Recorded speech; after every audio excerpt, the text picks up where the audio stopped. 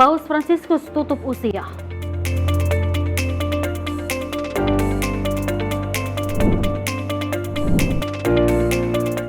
Perayaan Hari Kartini 2025, 1000 profesi perempuan dan Gen Z.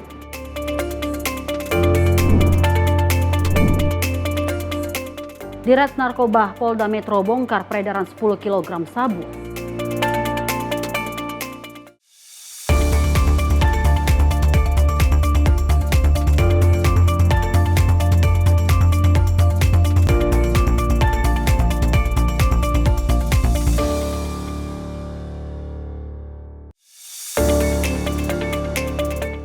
Halo, selamat malam pemirsa. Senang sekali kami menyapa Anda pada malam hari ini dengan menghadirkan sejumlah informasi lainnya. Dan pemirsa, selain 4 informasi yang kami hantarkan, kami juga akan memberikan informasi dan juga kegiatan dari Menteri Kabinet Merah Putih dan Kepala Daerah. Menyapa Malam juga akan menghadirkan informasi seputar peristiwa dan olahraga bersama saya Tiara Dianti. Dan saya Dewa Manik. Simak informasi Menyapa Malam untuk Anda.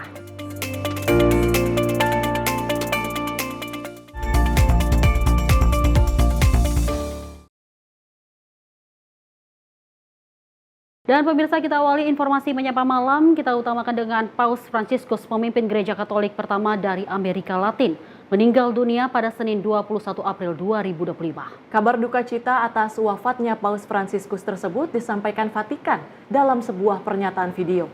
Paus asal Argentina meninggal dunia di usia 88 tahun setelah berjuang dari serangan pneumonia ganda yang serius.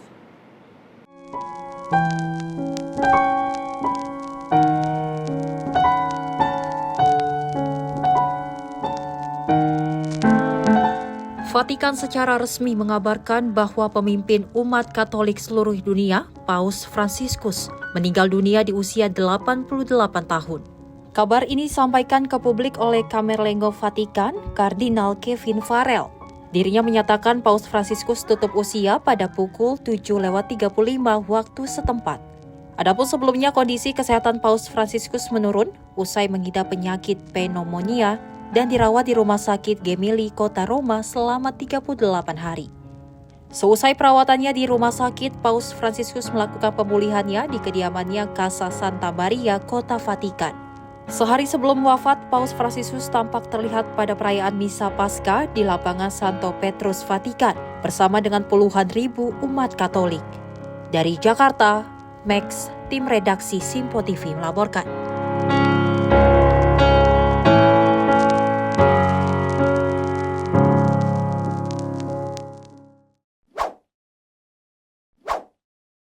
Pemirsa, Menteri Agama RI Nasaruddin Umar menyampaikan duka mendalam atas wafatnya pemimpin umat Katolik Paus Fransiskus. Menak Nasaruddin dan Paus Fransiskus dikenal sebagai dua tokoh yang memiliki jalinan persahabatan.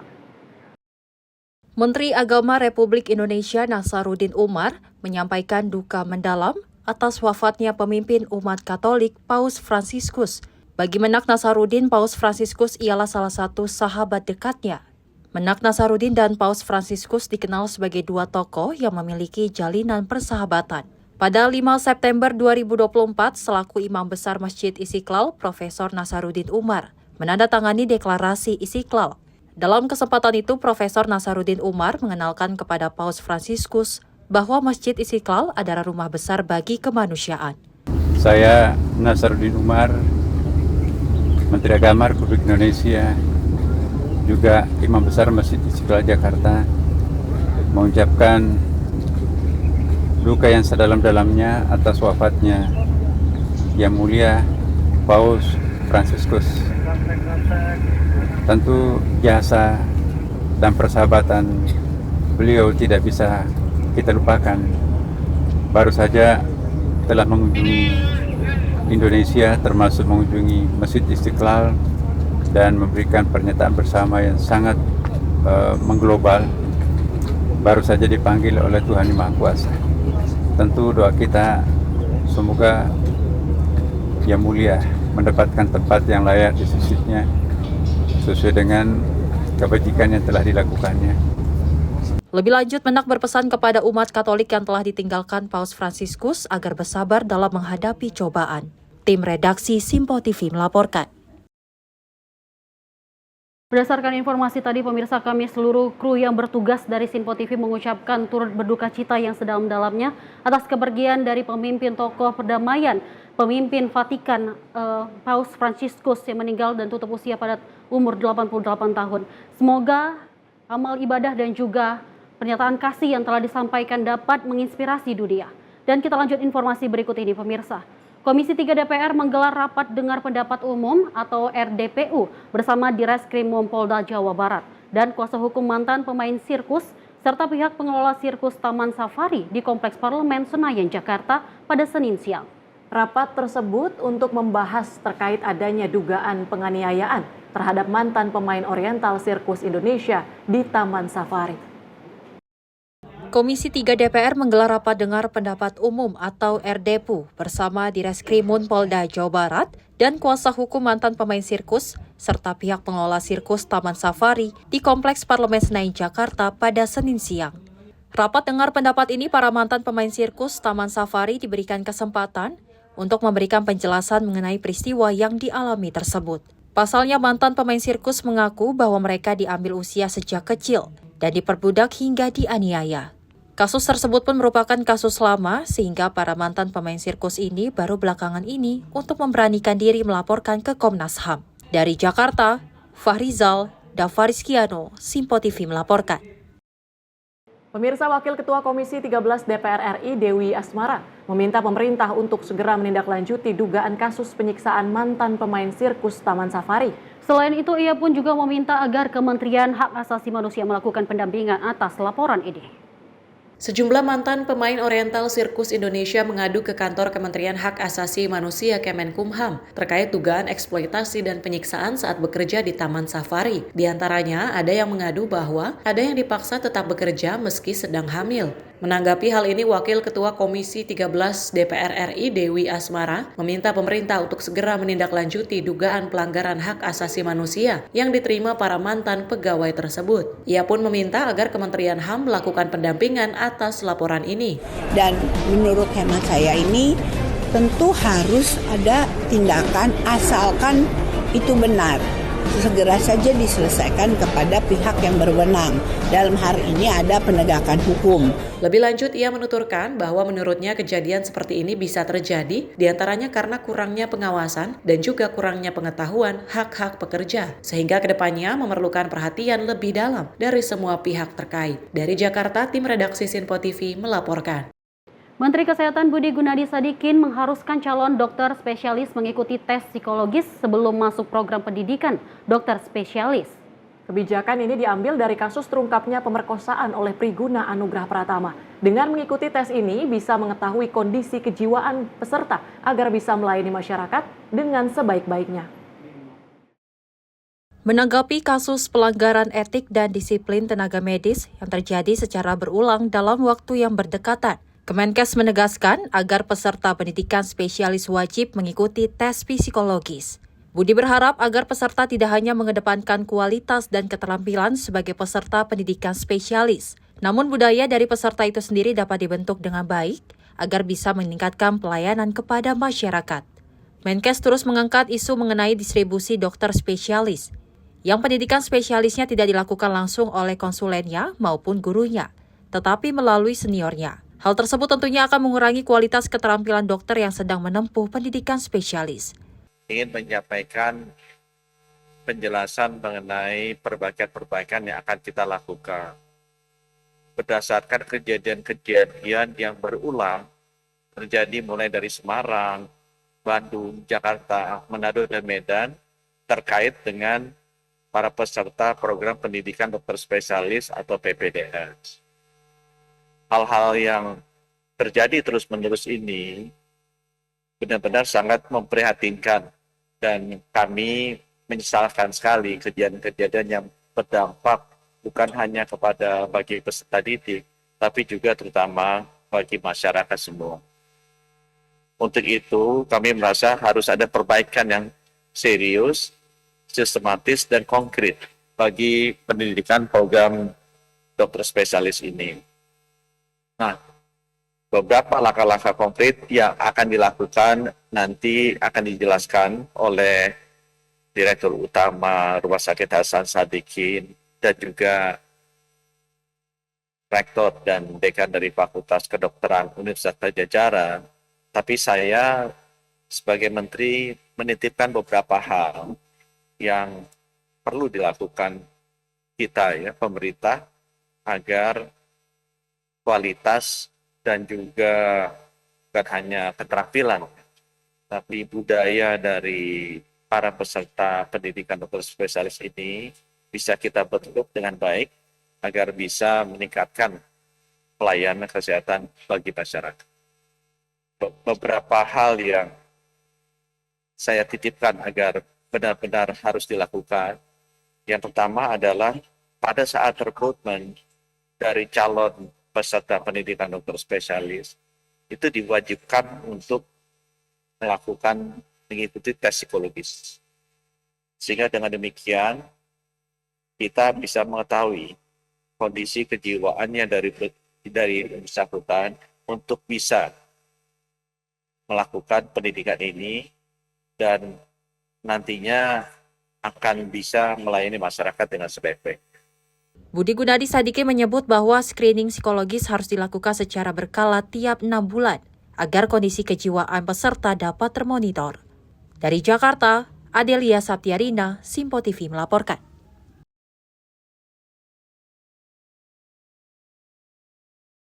Pemirsa, seorang oknum dokter PPDS yang nekat merekam seorang mahasiswi kedokteran di sebuah kamar kos di kawasan Cempaka Putih, Jakarta Pusat dijerat dengan undang-undang pornografi dengan ancaman hukuman 12 tahun penjara. Dan juga tersangka mengaku hanya iseng mengintip hingga merekam menggunakan ponselnya untuk dikonsumsi pribadi. Ekspresi lesu menahan malu terpancar di wajah MA, seorang oknum dokter PPDS, saat digelandang petugas unit kriminal khusus Polres Metro Jakarta Pusat pada pagi tadi. Pelaku yang sedang menempuh pendidikan spesialis gigi ini tak lagi mampu berkutik atas kasus mesum disangkaannya. Aksi bejat pelaku terjadi di sebuah kamar kos yang berlokasi di Jalan Pancing, Cempaka Putih, Jakarta Pusat pada 15 April 2025 lalu. Pelaku nekat mengintip dan merekam seorang mahasiswa kedokteran yang sedang mandi melalui lubang ventilasi udara. Beruntung aksi bejat pelaku disadari korban, yang kemudian korban bersama sejumlah rekannya langsung mengamankan pelaku tengah bersembunyi di dalam kamar kosnya. Selain melakukan pemeriksaan intensif terhadap pelaku, polisi juga telah memeriksa 4 orang saksi termasuk korban. Dari hasil tes kejiwaan pelaku, polisi memastikan pelaku tidak memiliki kelainan seks. Pelaku MAES ini mendengar orang, kemudian pelaku MAES iseng dengan mengambil handphone pelaku dan memanjat kamar mandi korban dan melakukan rekaman ketika saat itu korban setelah mandi namun masih terlihat oleh pelaku, dan dengan cara merekam dengan durasi 8 detik dengan menggunakan handphone pelaku. Ya, terima kasih pertanyaannya. Hasil dari pemeriksaan terhadap pelaku, pelaku mengaku iseng karena mendengar seseorang yang sedang mandi, sehingga pelaku berniat untuk melakukan merekam terhadap korban yang sedang mandi. Terkait dengan video yang telah dibuat, itu hanya untuk keterangan dari pelaku hanya untuk konsumsi sendiri, tidak untuk dijual ataupun disebarkan ke orang lain.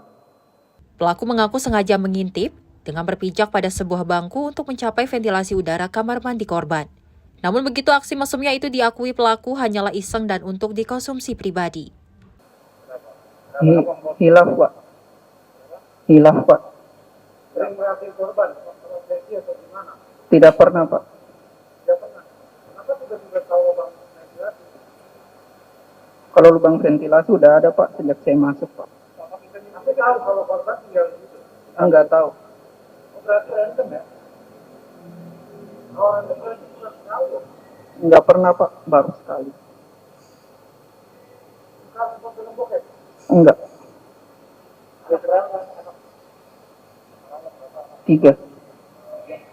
Akibat perbuatannya, pelaku yang telah ditetapkan sebagai tersangka dijerat pasal 29 Undang-Undang RI Nomor 44 Tahun 2008 tentang pornografi dengan ancaman hukuman 12 tahun penjara. Dari Jakarta, Dio Malau, Simpo TV melaporkan. Sementara itu, pemirsa, Ketua Umum Partai Kebangkitan Bangsa Muhaimin Iskandar menggelar acara halal bihalal Lebaran Idul Fitri 2025 di kediamannya, Widya Chandra 4, Jakarta Selatan pada Minggu malam. Dalam acara tersebut dihadiri langsung oleh Wakil Presiden ke-13 Ma'ruf Amin, jajaran elit partai politik, hingga para Menteri Kabinet Merah Putih. Dalam momen Lebaran Idul Fitri, Ketua Umum Partai Kebangkitan Bangsa Muhaimin Iskandar menggelar acara halal bihalal di kediamannya Widya Chandra 4, Jakarta Selatan pada Minggu malam. Acara ini sebagai bentuk silaturahmi dengan dihadiri langsung oleh Wakil Presiden ke-13 Ma'ruf Amin, jajaran elit partai politik, serta para Menteri Kabinet Merah Putih. Bahkan, dalam kesempatan itu, Muhaimin Iskandar atau yang kerap disapa Caimin mengapresiasi sekaligus mengucapkan rasa terima kasihnya kepada para kerabat yang telah hadir.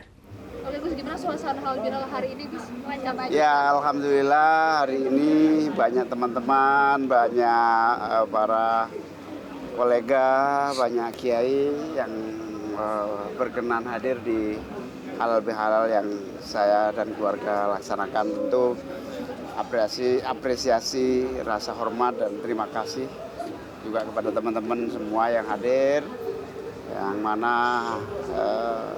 halal bihalal ini momentum penting agar menyatukan hati, memaafkan satu dengan yang lain, dan tentu saja mendekatkan tali kekeluargaan dan persaudaraan. Halal bihalal Partai PKB diharapkan dapat menjadi momentum penting untuk dapat menyatukan hati, memaafkan satu sama lain, dan menjaga tali silaturahmi. Dari Jakarta, Farizal Azizul Hakim, Sinpo TV melaporkan. Pemirsa, Menteri Koordinator Bidang Pemberdayaan Masyarakat sekaligus Ketua Umum PKB Muhaimin Iskandar mengaku sempat ditelepon oleh Presiden Prabowo Subianto sebelum digelarnya acara halal bihalal PKB di kediamannya Widya Chandra, Jakarta Selatan. Dan juga dalam percakapan melalui telepon tersebut, Presiden Prabowo menitipkan pesan kepada seluruh jajaran menteri yang hadir untuk dapat terus merapatkan barisan. Presiden Prabowo Subianto mengucapkan selamat kepada acara halal bihalal yang digelar oleh Menteri Koordinator Bidang Pemberdayaan Masyarakat sekaligus Ketua Umum PKB Muhaimin Iskandar atau Caimin. Ucapan tersebut disampaikan melalui telepon seluler. Caimin mengatakan Presiden Prabowo juga menitipkan pesan kepada jajaran Menteri Kabinet Merah Putih yang hadir untuk dapat meningkatkan pola kerjasama. Semua ya, intinya dengan halal bihalal ini para menteri yang datang meningkatkan pola kerja bersama di antara anggota Kabinet Merah Putih ini. Tadi Pak Presiden juga menelpon saya menyampaikan selamat halal bihalal ini, dan kita pada sama terus merapatkan. Presiden Prabowo juga meminta Menteri Kabinet Merah Putih untuk dapat selalu merapatkan barisan demi bangsa Indonesia. Dari Jakarta, Farizal Azizul Hakim, Sinpo TV melaporkan. Pemirsa, jangan kemana-mana, usai jeda kami akan hadir dengan sejumlah informasi lainnya, salah satunya terkait Hari Kartini, fashion show anak sekolah digelar. Namun selengkapnya usai jeda berikut ini.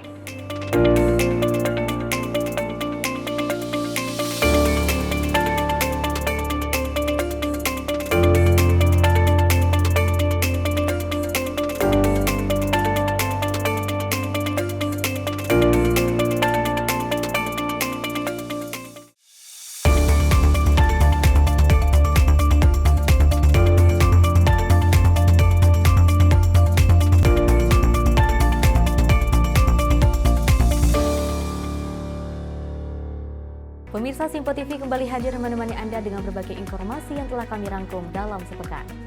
Sajian lengkap informasi sepekan kami hadirkan untuk Anda. Badan Legislasi DPR menemui masa unjuk rasa di depan gedung DPR RI Senayan, Jakarta. Menemani akhir pekan Anda bersama keluarga dengan rangkuman berita menyeluruh dalam Sinpo Sepekan setiap minggu pukul 6 pagi hanya di Sinpo TV. Halo, selamat malam pemirsa. Senang sekali rasanya kami mengisi ruang informasi Anda. Akhiri aktivitas Anda dengan rangkuman perkembangan peristiwa yang terjadi sepanjang hari. Sebelumnya kita saksikan ada sekitar 3.000 tamu undangan, sementara di Ibu Kota Nusantara ini ada sekitar 2.000 tamu undangan. Rangkaian informasi nasional dan mancanegara dirangkum sebagai penutup hari dalam Menyapa Malam. Setiap Senin hingga Jumat pukul 8 malam, hanya di Sinpo TV. Halo, selamat pagi pemirsa Simpo TV. Selamat pagi Andi. Selamat pagi, Fen. Beragam informasi terbaru hadir menemani Anda sebelum memulai hari. Itu memang dari Menteri Perhubungan juga mendukung, Betul. dari Menteri Keuangan juga mendukung, dan kita sebagai masyarakat pun juga harus mendukung. Mengangkat isu yang tengah menjadi pembicaraan paling hangat. Semarakan pagi Anda bersama Menyapa Pagi. Setiap Senin hingga Jumat pukul 6 pagi, hanya di Sinpo TV.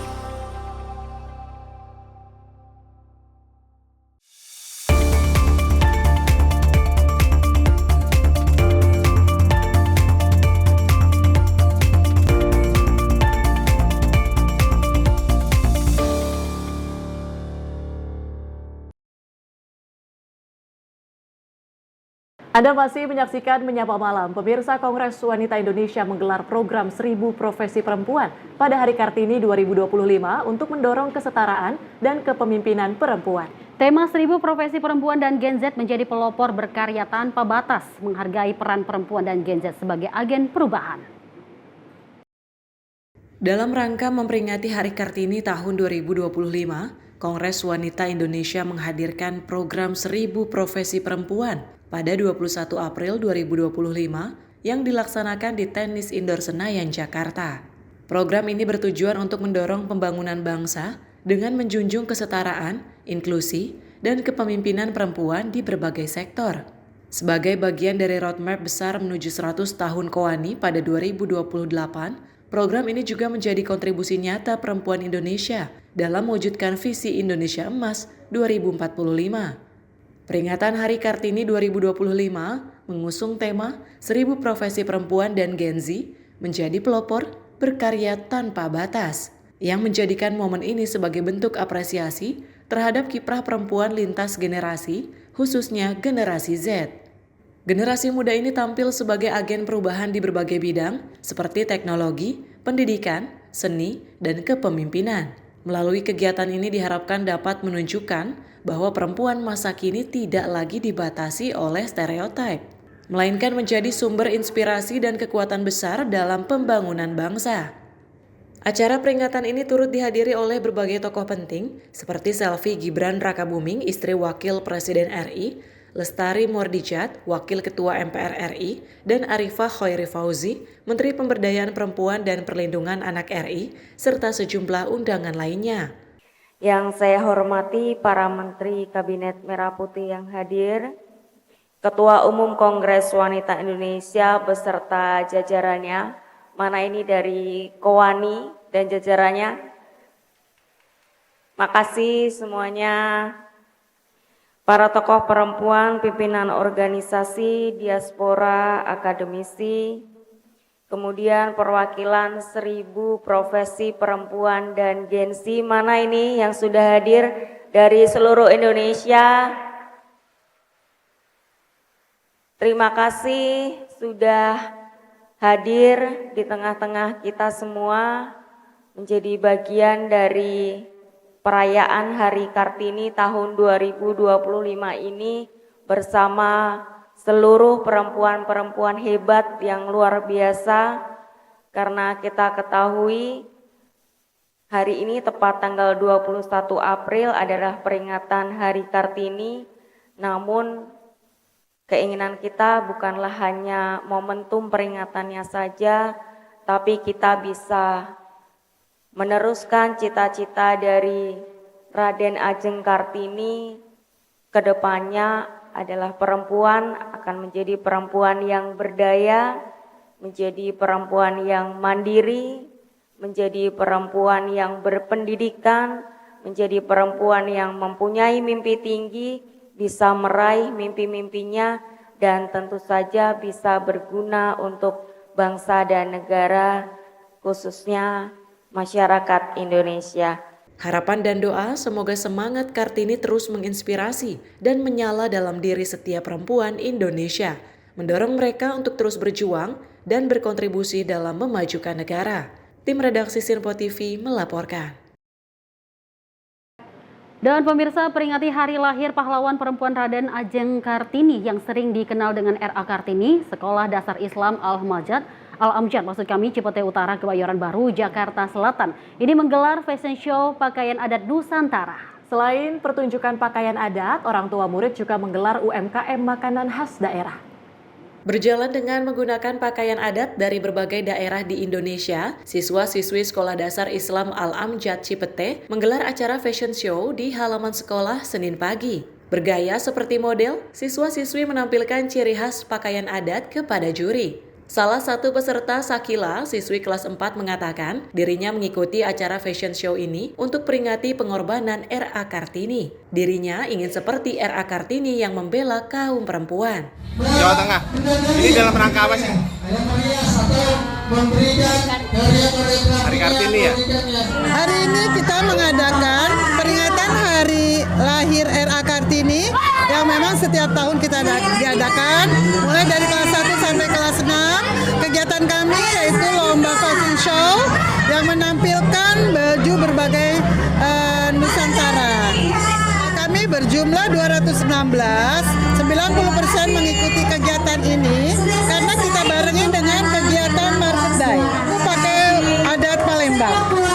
Bu, yang dikenal dari R.A. Kartini apa sih? Pejuang perempuan yang dahulu tertindas pendidikannya. Dengan adanya beliau, maka pendidikan di Indonesia lebih maju lagi setara dengan laki-laki. Fashion show yang digelar setiap tahunnya ini untuk peringati dan mengenang perjuangan pahlawan nasional R.A. Kartini dalam mengangkat emansipasi perempuan pada masa lalu. Sebanyak 216 siswa memeriahkan acara ini dan tampil menggunakan pakaian khas Nusantara. Dari Jakarta, kontributor Sinpo TV melaporkan. Pemirsa, pemerintah Provinsi Jakarta menggratiskan transportasi umum untuk moda Trans Jabodetabek LRT, MRT khusus perempuan pada peringatan Hari Kartini. Kebijakan tersebut merupakan bagian dari upaya mengatasi kemacetan yang menjadi masalah utama di Jakarta. Gubernur DKI Jakarta Pramono Anung bersama Wakil Gubernur Rano Karno meninjau pelaksanaan tarif gratis bagi perempuan di layanan Transjakarta dalam rangka perayaan Hari Kartini pada Senin pagi 21 April 2025. Kebijakan tarif gratis bagi perempuan mendapat sambutan yang luar biasa dari masyarakat. Bahkan warga dari daerah penyangga seperti Bekasi dan Depok turut memanfaatkan program ini. Tidak hanya itu, kebijakan tersebut menjadi salah satu cara untuk mengajak masyarakat mencoba dan merasakan kemudahan transportasi umum yang kini telah ditingkatkan kualitasnya. Maka dari itu, dengan penggunaan kendaraan umum secara rutin dapat menjadi solusi jangka panjang dalam mengurangi kepadatan lalu lintas. Dari Jakarta, tim redaksi Sinpo TV melaporkan. Kita lanjut informasi berikut ini, pemirsa. Dalam rangka memperingati Hari Kartini, pemerintah Kabupaten Gunung Kidul menggelar kontes peragaan busana adat. Dengan penuh antusias, kegiatan tersebut diikuti oleh Bupati hingga jajaran camat se-Gunung Kidul dengan mengenakan pakaian adat lengkap Gagrak Ngayogyakarta.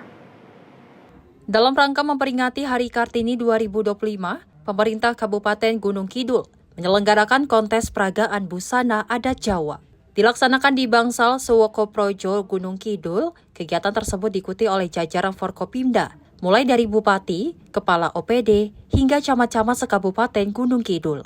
Dengan penuh antusias, para peserta secara bergantian saling beradu gaya dengan mengenakan pakaian adat Jawa Gagrak Ngayogyakarta. Dalam kesempatan tersebut, pemerintah daerah juga memberikan apresiasi dengan menyerahkan penghargaan kepada sejumlah tokoh perempuan inspiratif yang ada di Gunung Kidul. Salah satunya ialah mantan Bupati Gunung Kidul periode 2011 hingga 2020, Banigah, yang berjasa dalam pembangunan di Gunung Kidul, serta seorang atlet difabel perempuan yang telah berhasil mengukir prestasi di kejuaraan tingkat nasional. Bupati Gunung Kidul Endah Subekti Kuntara Ningsih mengatakan para perempuan di Gunung Kidul diharapkan lebih meningkatkan spirit Kartini dan berani bermimpi. Dengan potensi yang ada di kemajuan teknologi, perempuan masa kini diharapkan mampu untuk dapat berkontribusi di berbagai bidang sesuai keahlian dan pendidikan mereka. Khusus peringatan Hari Kartini hari ini, yang pertama, yang paling inti adalah kami memberikan apresiasi kepada perempuan yang menginspirasi. Di antaranya mantan Bupati Gunung Kidul dan atlet difabel kita yang mendapatkan medali emas. Berikutnya, spirit yang kita bangun, mengingat saat ini banyak sekali tokoh yang mendominasi di Kabupaten Gunung Kidul. Tadi sudah kita sampaikan, Bupati Gunung Kidul, Ketua DPRD, Polres, Kepala PN, Kepala Dinas di Rumah Sakit Umum Daerah, sehingga seperti pesan dari Ibu Bupatinya juga bahwa perempuan untuk tidak takut bermimpi. Semangat yang ditampilkan dalam peringatan Hari Kartini ini diharapkan dapat menjadi inspirasi bagi Kartini masa kini untuk terus maju, memberikan kontribusi nyata, dan membawa manfaat bagi masyarakat luas. Dari Gunung Kidul, kontributor Simpo TV melaporkan. Usai jeda kami akan hadirkan sejumlah informasi lainnya, di antaranya pesawat mendarat darurat di Pantai Pangandaran. Tetaplah bersama kami di Simpo TV. Keluarga.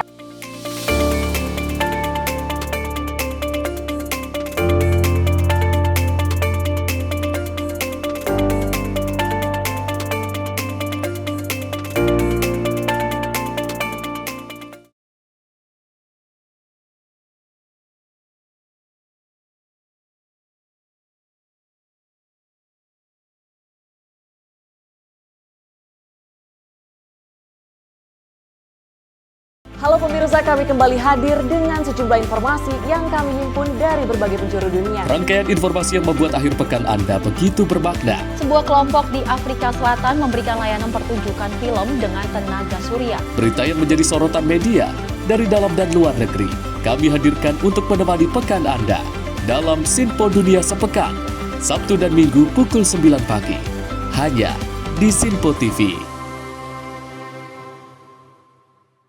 Kami hadir dengan rangkaian informasi dari berbagai penjuru dunia. Topik dan isu yang tengah menjadi sorotan mancanegara dikemas dengan lengkap untuk Anda.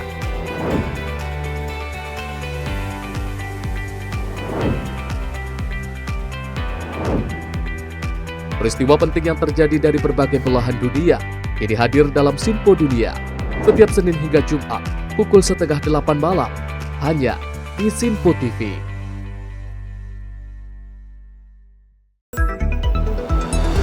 Jadilah yang pertama mengetahui perkembangan terkini seputar informasi dari lembaga parlemen. Punya data nasional, tidak ada satupun backup berarti kan? Tiba-tiba ada putusan yang nggak masuk akal dan seperti ini gitu. Kita ambilkan rekomendasi kepada KPK, periksa! Kami hadirkan informasi paling akurat untuk mengawal setiap informasi dalam rapat komisi dan paripurna. Tentunya bersama saya Andi Rezaldi yang telah kami rangkum dalam program Simpo Parlemen. Saya Arif Rifan. Saksikan Simpo Parlemen setiap Sabtu pukul 6 pagi hanya di Simpo TV.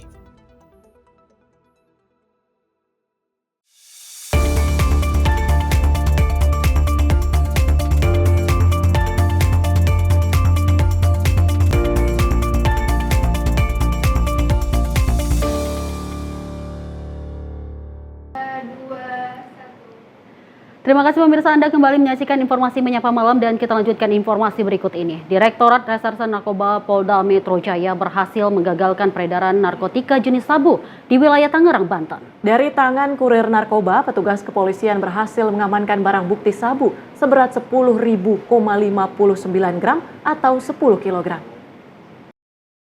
Subdit 3 Direktorat Narkoba Polda Metro Jaya berhasil mengamankan pelaku yang diduga sebagai kurir narkoba di pinggir jalan di kawasan Tangerang, Banten. Petugas membekuk pelaku yang mengamankan barang bukti 2 bungkus paket narkoba jenis sabu yang dibungkus kardus berukuran kecil.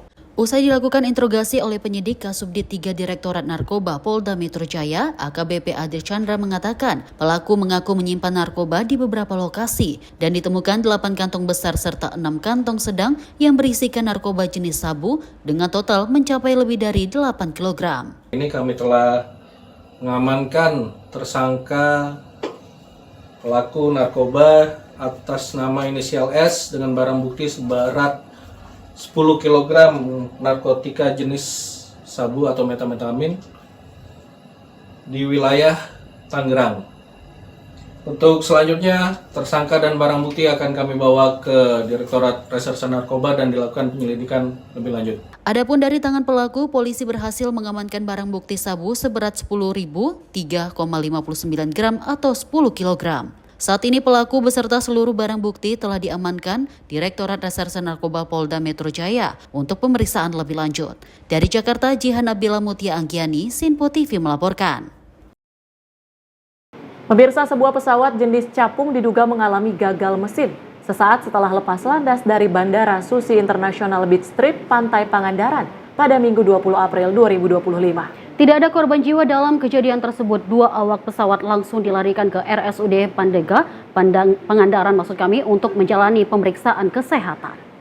Beredar sebuah video amatir di media sosial yang menyebut ada pesawat jatuh di kawasan Pantai Pangandaran, Jawa Barat pada Minggu sore 20 April 2025. Pesawat jatuh guys, ucap perekam sambil mengarahkan kamera ponselnya ke sejumlah tim rescue yang bergegas mengarah ke pantai. Terdengar suara kepanikan warga, tampak pula mobil ambulans dan mobil kepolisian terparkir di pinggir jalan tak jauh dari lokasi kejadian. Dari keterangan akun media sosial yang mengunggah video tersebut, tertulis judul evakuasi pesawat Susi Air yang mendarat darurat akibat mati mesin di Pantai Pangandaran. Dari informasi yang diterima redaksi Sinpo TV, diketahui sebuah pesawat terbang peserta Pangandaran Air Show 2025 mendarat darurat di area Kampung Turis Pangandaran pada Minggu 20 April 2025. Diduga pesawat yang mendarat darurat itu mengalami mati mesin.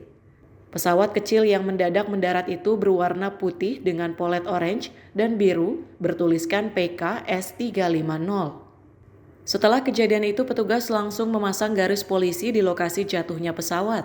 Tampak di luar area warga terus bertambah yang ingin melihat proses evakuasi pesawat agar terhindar dari air pasang laut. Evakuasi dilakukan oleh petugas TNI dan Polri, tenaga medis, pihak Susi Air dan Basarnas dengan pengamanan yang ketat. Tidak ada korban jiwa dalam kejadian tersebut. 2 awak pesawat langsung dilarikan ke RSUD Pandega Pangandaran untuk menjalani pemeriksaan kesehatan. Hingga berita ini diturunkan, belum ada pernyataan resmi dari Polres Pangandaran karena masih dalam proses pemeriksaan atas kejadian tersebut. Tim redaksi Sinpo TV melaporkan. Kita lanjut informasi berikut ini, pemirsa. Penemuan mayat mengambang di Pulau Sebesi, Desa Tejang, Lampung Selatan pada Minggu sore 20 April 2025. Evakuasi dilakukan oleh warga dan Basarnas selama 3 jam. Lalu jenazah dibawa ke dermaga Desa Canti melalui jalur laut.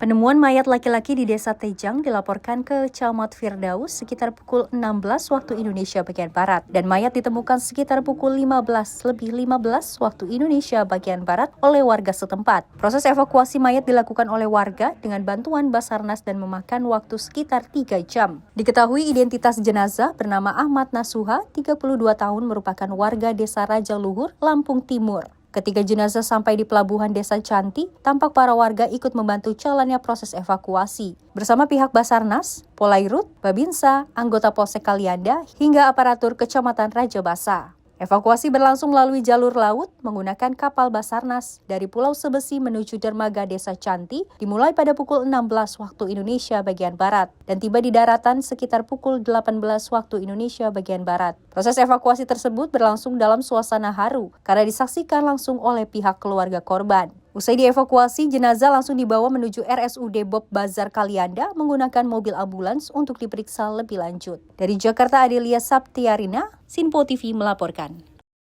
Pemirsa, informasi selanjutnya, sebuah angkot mengalami remblong dan menabrak kerumunan warga di Pasar Kaget Desa Waru, Parung pada Minggu pagi 20 April 2025. Angkot berwarna biru tersebut melaju tak terkendali dari arah turunan dan menabrak beberapa stand bajar yang serta menyeruduk kerumunan warga yang dimana sedang berbelanja di Pasar Kaget tersebut.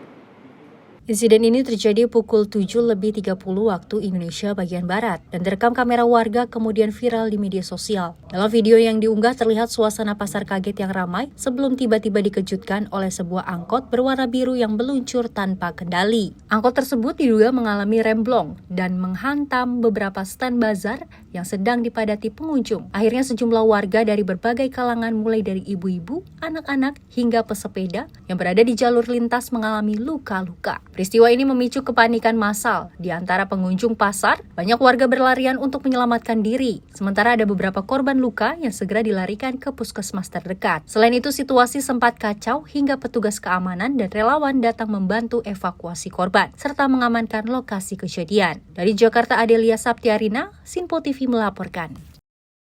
Pemirsa, 2 kelompok perguruan silat bentrok di Magetan menyebabkan puluhan orang termasuk polisi terluka dan beberapa kendaraan rusak. Kericuhan terjadi akibat ulah sejumlah oknum yang memacu sepeda motor dengan keras di sepanjang jalan, sehingga memicu konflik yang semakin meluas.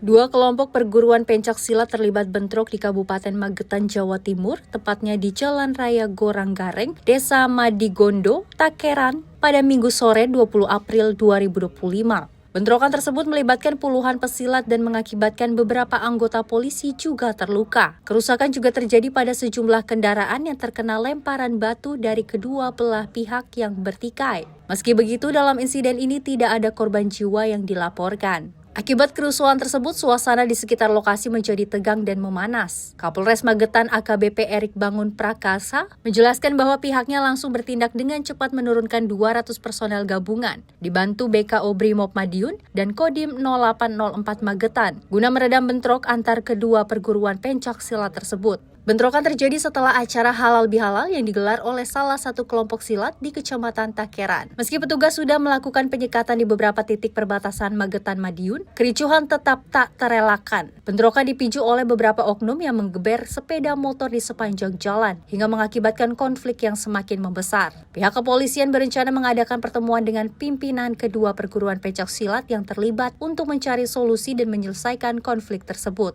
Terjadinya potensi konflik antara 2 perguruan silat yang ada di wilayah Kabupaten Magetan dan Kota Madiun. Kebetulan tadi ada acara kegiatan halal bihalal di Takeran. Selesai kegiatan, ketika akan kembali ke wilayah Kota Madiun, terjadi penyekatan. Dan alhamdulillah berkat kerja cepat dari aparat yang ada di lapangan, dibantu dengan Bapak Dandim, kami berhasil untuk melakukan pendekatan dan masa kemudian berangsur-angsur sudah membubarkan diri. Tidak ada korban yang ada di lokasi ini, dan mudah-mudahan ini tidak terjadi lagi ke depannya. Besok kemungkinan juga kami dengan Bapak Dandim langsung bertemu dengan para pimpinan dari pondok silat yang ada di wilayah Magetan maupun di Karesidenan Madiun, supaya kita bisa menyelesaikan permasalahan-permasalahan yang ada dan tidak ada gejolak-gejolak lagi ke depannya. Langkah ini diharapkan dapat meredakan ketegangan dan mencegah terjadinya insiden serupa di masa depan, serta memperbaiki hubungan antar kelompok perguruan pencak silat di wilayah Magetan. Tim redaksi Sinpo TV melaporkan. Pemirsa, kasus perundungan anak di kawasan Tambora, Jakarta Barat antara korban dan para pelakunya adalah anak di bawah umur. Kini telah ditangani unit PPA Satreskrim Polres Metro Jakarta Barat. Dalam menangani perkara anak ini, polisi akan bekerja sama dengan berbagai instansi terkait untuk memberikan pendampingan psikologis terhadap korban. Video rekaman kasus perundungan yang ketiga pelaku dan korbannya merupakan anak di bawah umur yang mengundang perhatian publik pasca videonya beredar luas di media sosial. Kini telah tengah diselidiki pihak kepolisian Polres Metro Jakarta Barat. Saat ditemui Mapolres Metro Jakarta Barat, Wakasat Reskrim Polres Metro Jakarta Barat AKP Mitri Mahendra menjelaskan dalam perkara perundungan anak yang terjadi di kawasan Tambora, Jakarta Barat, pihak kepolisian unit PPA Satreskrim Polres Metro Jakarta Barat telah menetapkan 3 orang anak sebagai pelaku perundungan setelah melalui rangkaian proses penyelidikan yang dilakukan. Lebih lanjut, Dimitri menambahkan penetapan ini dilakukan berdasarkan hasil pemeriksaan terhadap korban dan saksi-saksi, hasil visum et repertum serta gelar perkara yang telah dilakukan. Selain itu, karena ini perkara anak, kepolisian juga akan berkoordinasi dengan berbagai pihak, salah satunya dengan Lembaga Pemberdayaan Perempuan dan Perlindungan Anak atau PPPA, agar korban mendapatkan pendampingan dan perawatan secara psikologis.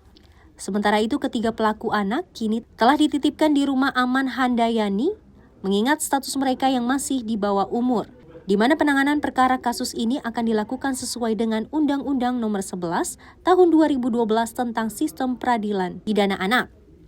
Ya, menindaklanjuti video viral terkait pengeroyokan terhadap anak, langkah yang kami lakukan dari unit PPA Satreskrim Polres Metro Jakarta Barat telah berhasil menetapkan 3 anak berhadapan dengan hukum, di mana yang pertama adalah kami utamakan keselamatan korban, di mana anak ini sudah kami lakukan pendampingan beserta psikolog, kemudian beserta dengan orang tua korban, dan sebelum kami menetapkan 3 anak berhadapan dengan hukum ini, kami sudah melakukan gelar perkara, melakukan pemeriksaan saksi-saksi, visum et repertum, sehingga dari perkara tersebut sudah berhasil kami tetapkan 3 anak berhadapan dengan hukum.